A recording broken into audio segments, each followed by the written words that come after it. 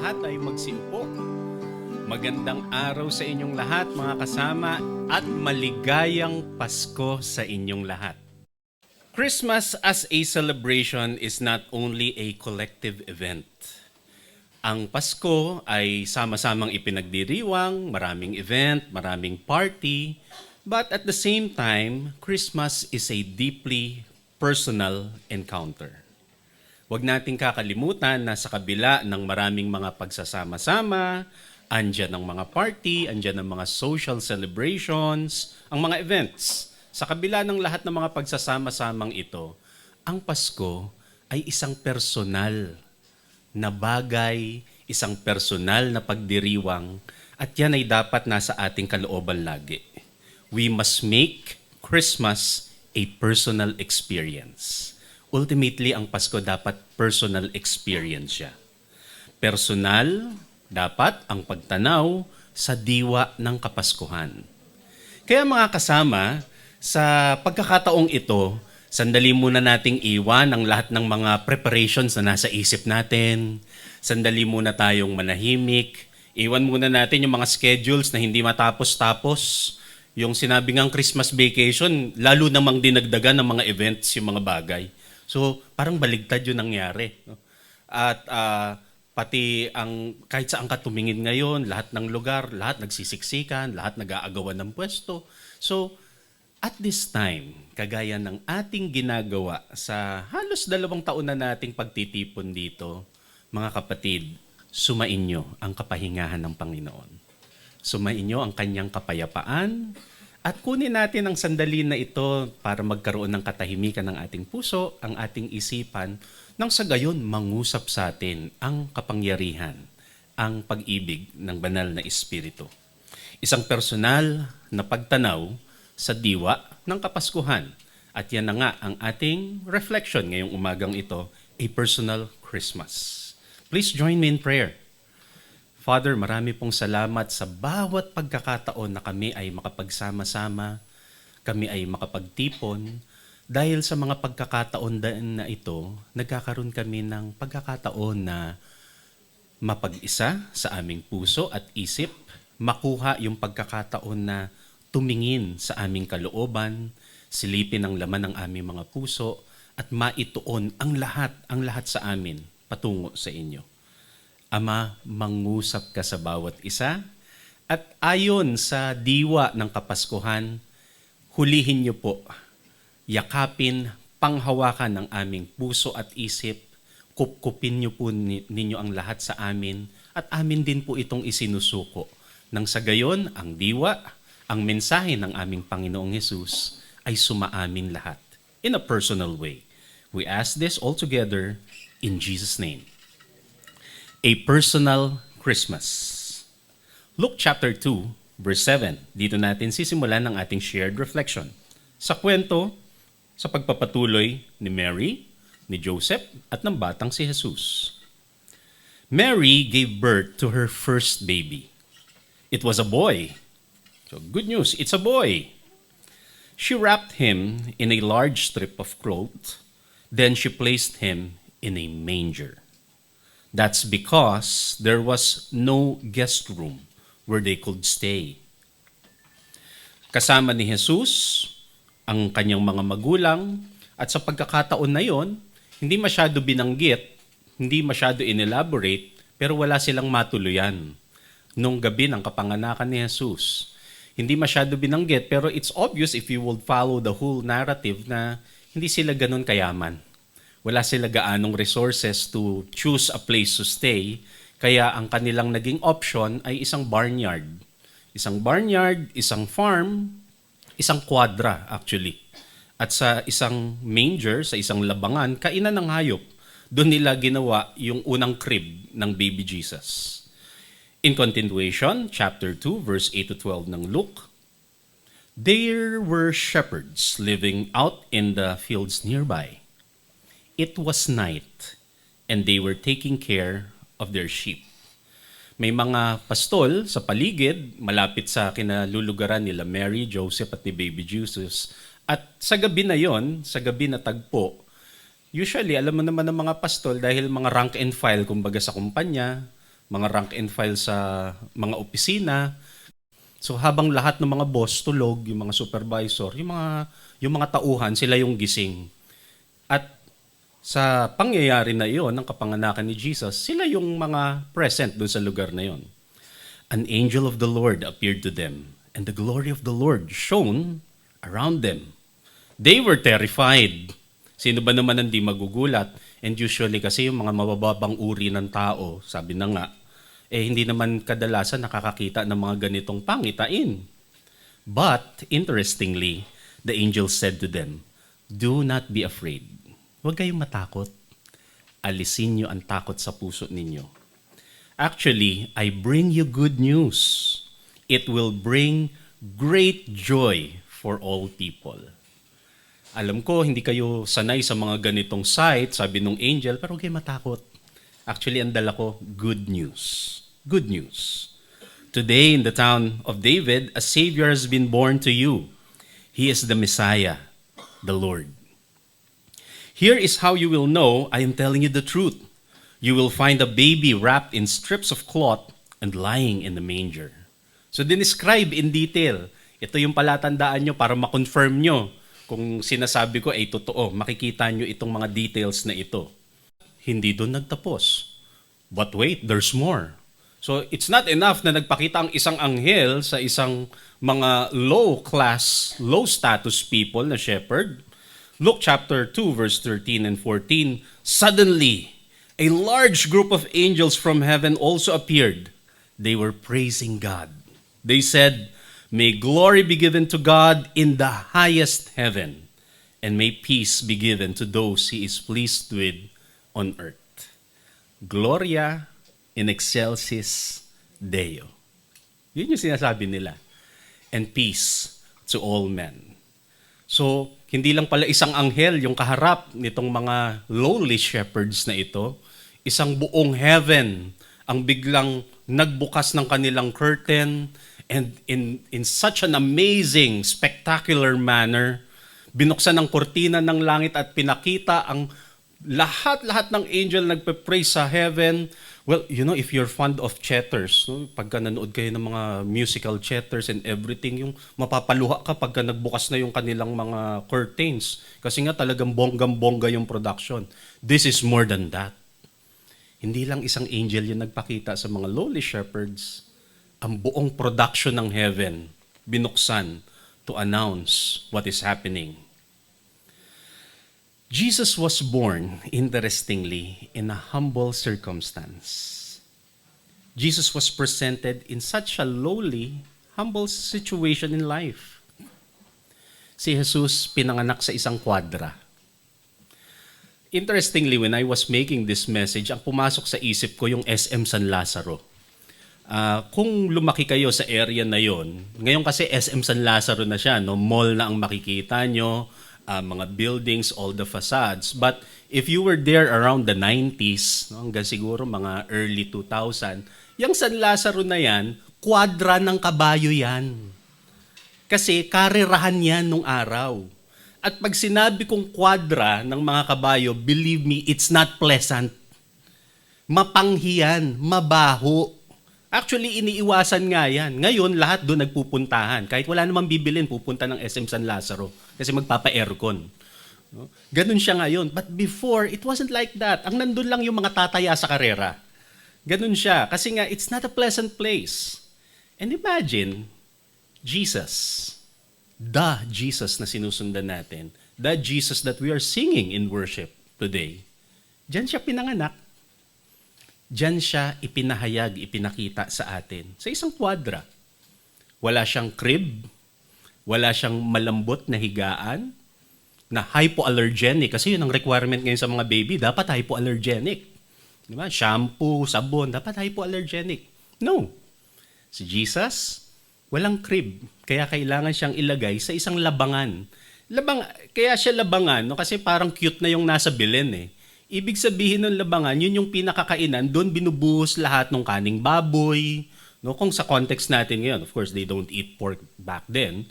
Pero dyan, inilalagay yung kakainin ng hayop. So, to make shift, No? Binilagyan nila ng konting damo-damo para lumambot, konting tela siguro, para doon nilagay si baby Jesus. At mind you, ang unang bisita niya, hindi mga dignitaryan, hindi mga mayor o congressman. Ang unang bisita talaga ni Jesus, mga shepherd, mga utusan in short. Habang tulog ang lahat ng boss, sila yung gising kasi nung gabi. At ganito yung context where Jesus was presented to us. Jesus our Lord was revealed in a very humble way. Hindi lang yon para magmukha siyang kawawa. Hindi lang yon para sa pagpapababa for pagpapababa sake. You know what? Jesus was presented in a humble way so that He could reach every people. Kaya ipinahayag ang Panginoong Hesus sa ganong kababa na paraan para ipahayag din yung mensahe na ang Diyos, ang Panginoong Hesus ay para sa lahat. And this will challenge yung typical expectation na, di ba pag king, pagka-savior, dapat bongacious, dapat high profile, dapat high status, dapat self-important. And yet, we see Jesus, the Lord and Savior, presented in a humble way. Again, hindi lang para for the sake of magmukhang kawawa, but to make sure na reachable siya sa lahat. Yun ang pinapahayag nito eh. Ang Panginoong Hesus, kaya siyang abutin ng lahat. And we see throughout His life, through His ministry, sino mga pinapansin ni Jesus? Ang pinapansin ni Jesus, yung mga walang pumapansin sa kanila. Women who were disenfranchised back then, mga PWD, di ba? Yun ang mga kasama niya usually, mga bulag, mga ketungin, because He is a Savior for all. Diyos siya ng lahat. Panginoon siya na pwedeng sundan nino man. Yun ang mensahe. And here's the good thing about it. If Jesus is for all, therefore, God is for all. Our God is the God for all people, especially the marginalized, especially the voiceless or the unheard. Yung mga walang tinig sa lipunan or nagsasalita man sila, hindi naman sila pinapakinggan. Sila yung inaabot ng Panginoon dahil sila ang pinagpakitaan ng Diyos sa pamamagitan ni Jesus. God is the God for the people, the common, and the poor, the powerless. Ganun yung Diyos natin. Imagine that. Colossians chapter 2, verse 9, God lives fully in Christ. Again, alam natin na ganun ang Diyos natin kasi ganun si Jesus. Aabot at aabot siya sa mga hindi pinapansin, sa mga hindi napapansin. And this is not just for the economically poor, ha? Kasi baka naman isipin nyo, ay para sa mahirap lang. Hindi ganun. God is not just for the economically poor, but also the poor in spirit. The poor in mind and in heart. Those who are broken in spirit. Those whose hearts are hurting. Yung mga nagugulumihanan ng isip para sa kanilang lahat, sa ating lahat, ang Diyos. Matthew 5, verse 3. Blessed are the poor in spirit, for theirs is the kingdom of heaven. Malinaw na mensahe yun. Our God is reachable. Our God is humble. Our God is inclusive for all. Psalm 145:18. The Lord is close to all who call on Him. Yes, He is close to all who call on Him in truth. Basta tapat, totoo sa puso yung paglapit ng tao, lumalapit din patungo sa kanila ang ating Diyos. Bakit kaya kong sabihin yon? Kasi ganun si Jesus eh. Ganun ang ating Panginoon. Mga kapatid, ang totoo, pagka pinag-iisipan ko ito, at ngayon we are sharing these reflections together, when I reflect about these things, about God's grace, about God's love, ang totoo, ang una ko naiisip, sarili ko. When I think about God reaching those who are powerless, those who are overlooked, yung mga hindi pinapansin, yun ang inaabot ng Diyos. Ang totoo, sarili ko naiisip ko.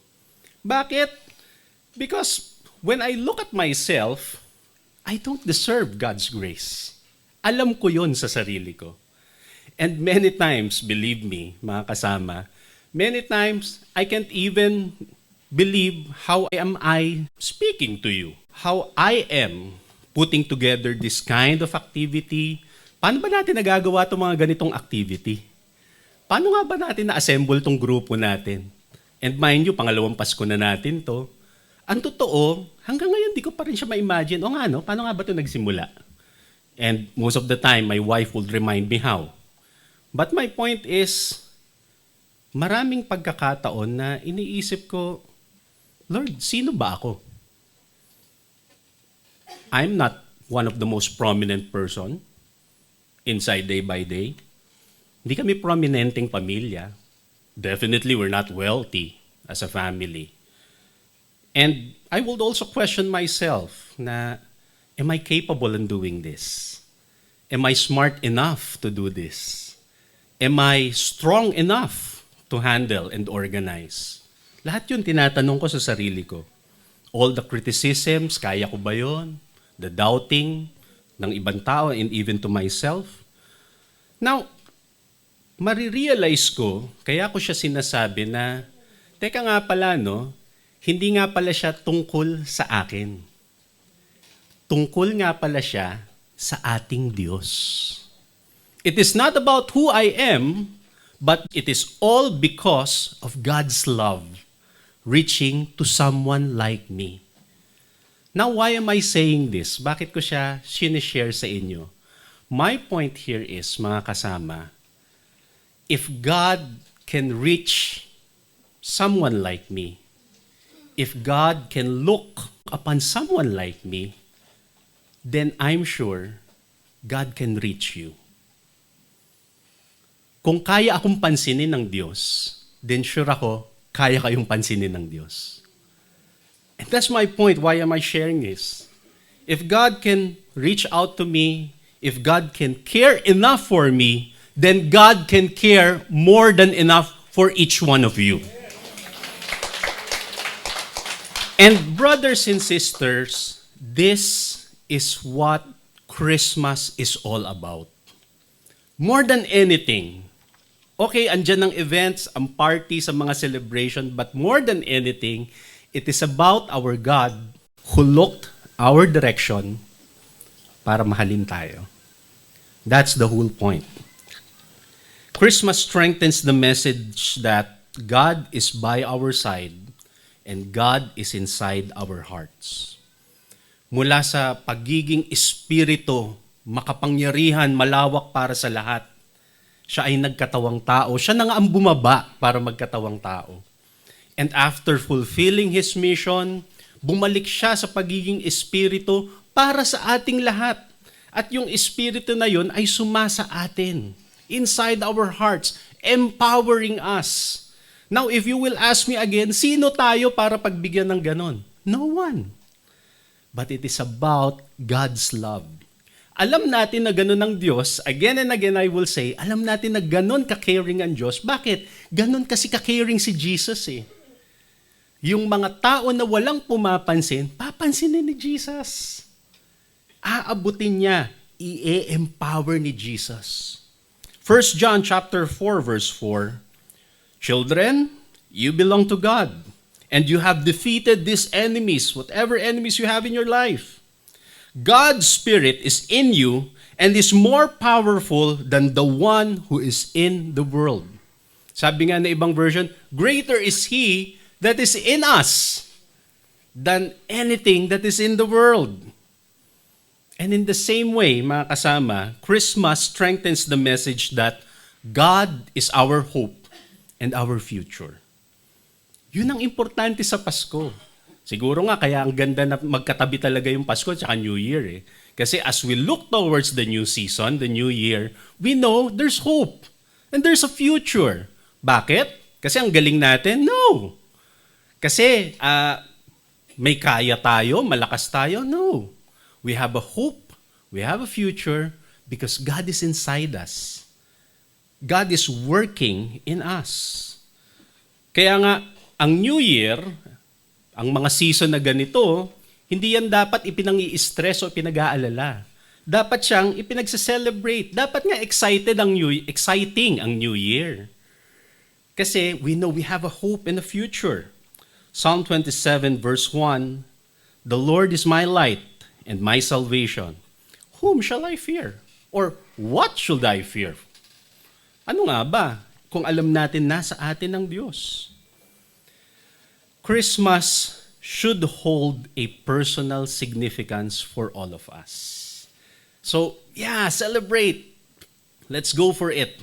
Pero higit sa lahat, we should ask ourselves, and I'm asking you right now, mga kasama, what is Christmas to you? What is Christmas to you? Sa iyo personally, paano gumagana ang espiritu ng Kapaskuhan? While we celebrate as a community, while we share our joy together, let's also emphasize and not forget that Christmas should happen at a personal level. Because God is personal. God connects in personal ways. And God cares for us as an individual person. Pag nawala na ang lahat ng party, bright lights, all the celebration, Christmas is between you and God. Doon at doon siya uuwi. God's love, God's presence. Kaya nga araw-araw pwede maging Pasko, sabi natin kanina sa kanta. Kasi yung presensya ng Diyos, yun ang totoong blessing natin. God's love is our true Christmas blessing. Yun talaga. If you think that you didn't have enough for this Christmas, naku sayang, hindi ko masyado nakuha yung gusto ko ngayong Christmas. Iba yung inaasahan ko. Yeah, well, siguro frustrate ka ng konti. But remember, higit sa lahat ng yan, Christmas is about Jesus being inside our hearts. Nandoon siya. Yun ang mahalaga. Consider Jesus and you will remember, you will be reminded that, o nga, nasa akin na nga pala lahat. Kasi kasama ko ang Panginoong Jesus. At kung wala pa nga siya ngayon, yung inaasahan ko, alam mo na darating yun. Anumang mabuting bagay yun. Why?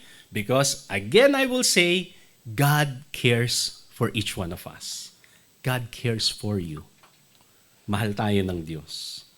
Philippians chapter 3, verse 8 and 9. "Nothing is as wonderful as knowing Christ Jesus my Lord."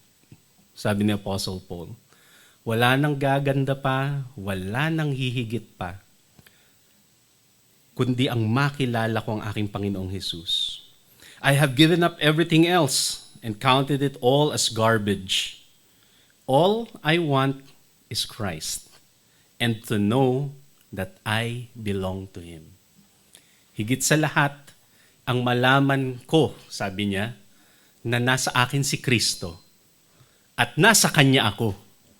Yun ang Pasko. Yun ang Pasko. Now, if this is all rooted, if all the celebrations are rooted sa pananaw na ito, then praise the Lord. Let's do the celebration and everything. But again, remember, pagka nawala na ang lahat, pag tumahimik na ang lahat, maalala ng bawat isa na ang Panginoong Jesus nasa atin. And as a matter of fact, if we will backtrack, pag tinanaw natin ang mga nakaraan, we have survived a lot of things.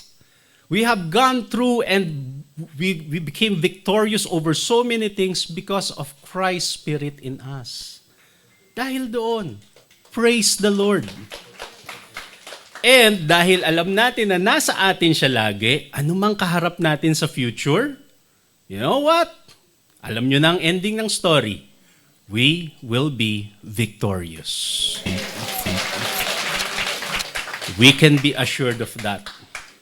God is still working in us. Marami pang ginagawa ang Diyos sa atin. Kaya nga, if we think about it, yeah, this Christmas and all Christmas, yup, it's all good. Purihin ang Panginoon sa Kapaskuhang ito. At mga kapatid, maranasan niyong lagi, sumain niyo lagi ang diwa na yan mula sa Panginoong Jesus. Tanggapin natin and let's claim it together in Jesus' name. Merry Christmas, mga kapatid!